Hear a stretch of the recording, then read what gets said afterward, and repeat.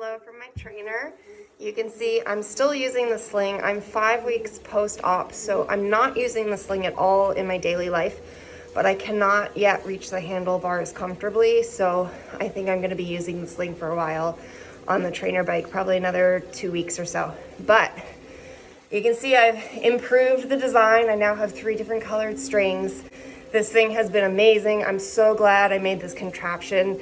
I can bike for 2.5 hours on the trainer, no problem. And I wanted to make this video for 2 reasons. 1, to just kind of give you an update, and 2, to explain one of the reasons why I made this contraption, because there's a good takeaway from it that I apply to the athletes I coach, and that could be very useful for you too. Basically, the takeaway is on your indoor trainer, you want to emulate what you do outside. So that means same bike fit.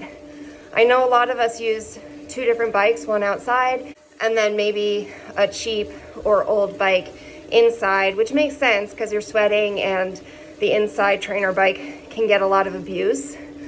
So it is good to not put your pricey bike on the inside trainer. But it's so important to have those 2 bikes set to the same fit, because any difference in fit could mean just a slight difference in the muscles you're using. And if you train heavy on that indoor bike all through winter, and then you go outside to a different fit, some people are micro adjusters and they're gonna feel that. And not only might you not be as efficient on that outside bike and your power might drop, but I've had athletes who go to a different bike fit and they actually get injured from that.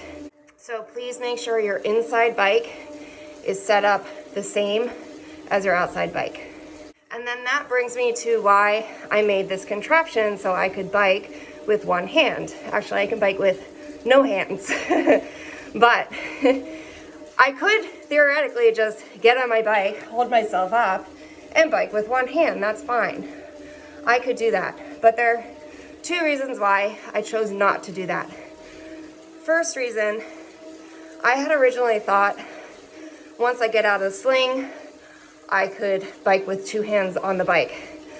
But when I heard from the doctor, no, you probably won't be able to use this arm for a good 2 months on the bike, I thought, okay, 2 months of biking with one hand, there's no way I want to do that. 2 months is too long. And the reason it's too long, 1, it's uncomfortable and I can't really do long rides. But 2, if I'm biking with one hand, that really puts my balance off on the bike. So I'm probably leaning to one side, overcompensating just a bit with my legs, my hip position, and I'm basically ingraining poor form.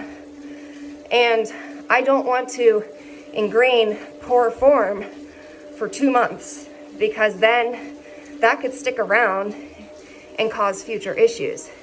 And I've actually seen that in friends and athletes I coach, where they had an injury, they were compensating for it, their injury healed, but now, even to this day, they're kind of a little crooked on the bike. And you could take this 1 step further and apply it to hill climbing. I have a lot of athletes who I train for hill climbing events or races.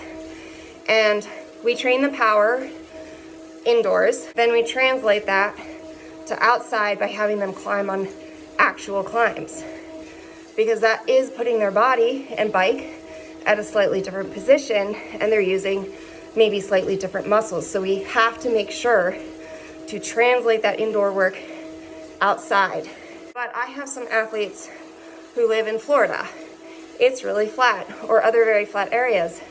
They're training for a hill climbing race. Sure, they've got the power down, but they don't have hills there, so they can't feel what it is to have their bike literally going like this. So I have suggested to those athletes to get that climber attachment on the front of their training bikes so it can bring them up, or just raise the front of your bike a couple inches to simulate that grade. And that is going to really train your body to feel as closely as we can get it indoors to feel what it will be like outside, climbing those steep grades.